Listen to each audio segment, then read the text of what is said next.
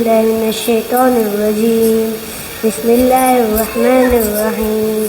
كأنهن الياقوت والمرجان، فبأي آلاء ربكما تكذبان؟